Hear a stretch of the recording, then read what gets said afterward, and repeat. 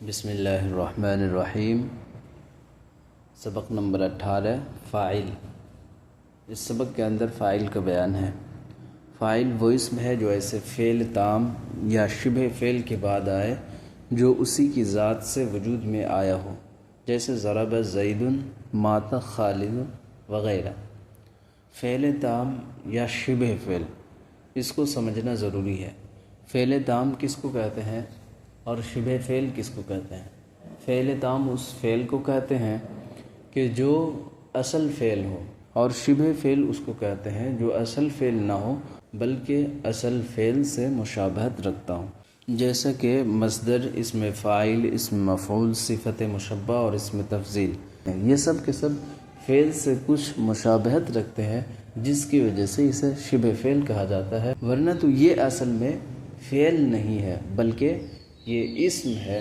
مثال دیکھیے، ضرب زید، تو زید فاعل جو ہے ایسے فعل تام کے بعد آیا ہے جو فعل تام زید سے ہی صادر ہوا ہے، یعنی جو مارنا پایا گیا وہ زید سے ہی۔ ضرب زید کا معنی ہے کہ زید نے مارا۔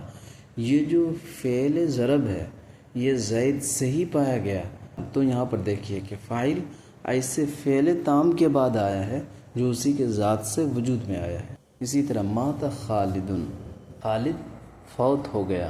یہاں پر بھی اس مثال میں بھی خالد سے ہی موت ثابت ہے، یعنی خالد فوت ہو گیا، یہ فوت کی نسبت خالد کی طرف ہی ہے۔ اب دیکھیے کہ ہر فعل یا شبہ فعل کے لیے فاعل کا ہونا ضروری ہے، اور فاعل مرفوع ہوتا ہے اور 3 طرح کا ہوتا ہے۔ کوئی بھی فعل ہو، کوئی بھی کام ہو تو اس کا کرنے والا ضروری ہے، اس لیے ہر فعل کے لیے فاعل کا ہونا ضروری ہے، اور فاعل ہمیشہ مرفوع رہتا ہے، اور 3 طریقے سے ہوتا ہے۔ نمبر 1 اسم ظاہر، نمبر 2 اسم ضمیر، نمبر 3 اسم مؤول۔ اسم ظاہر کا مطلب یہ ہے کہ فعل کا فاعل ظاہر میں موجود ہو، جیسے کہ مہمان کا آنا، یہ مہمان، الضیوف، لفظ ضیوف جو ہے ظاہر ہے۔ اسی طرح خرج الولد، لڑکے کا نکلنا، تو یہاں الولد جو ہے یہ اسم ظاہر ہے۔ اسم ضمیر کا مطلب یہ ہے کہ فاعل ضمیر کی شکل میں ہو، فعل کے اندر چھپا ہوا ہو، اس کو اسم ضمیر کہتے ہیں۔ جیسے تقوم کے اندر انت ضمیر پوشیدہ ہے، اور اقوم میں انا ضمیر پوشیدہ ہے، اس ضمیر پوشیدہ کو فاعل کہتے ہیں۔ نقوم میں نحن ضمیر پوشیدہ ہے، تو اسی ضمیر پوشیدہ کو فاعل کہیں گے۔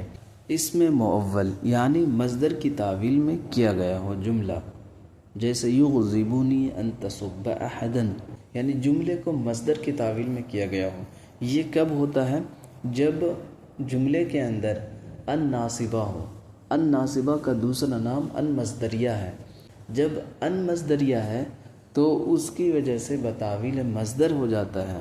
اسم مؤول یعنی مصدر کی تعویل میں کیا گیا جملہ، جیسے یغضبنی ان تسب احدا۔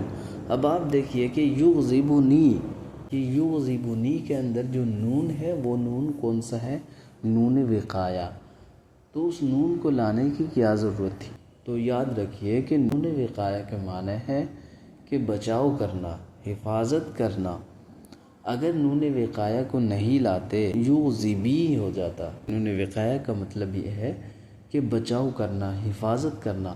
نون وقایہ کو اس لیے لائے کہ فعل کی حفاظت کرے۔ اب فعل کی حفاظت کیسے کرے؟